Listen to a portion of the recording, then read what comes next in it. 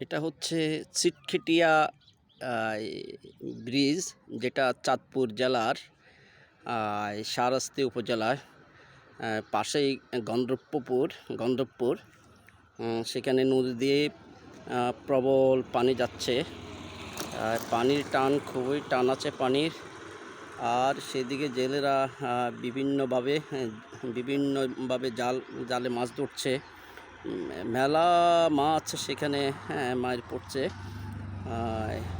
পানি সব, ঘরদুয়ার পানি সব তলিয়ে গেছে। শুধু পানি আর পানি, পানি আর পানি দেখা যাচ্ছে। শুধু পানি আর পানি দেখা যাচ্ছে। চারিদিকে পানি, চারিদিকে পানি। স্রোত বয়ে যাচ্ছে।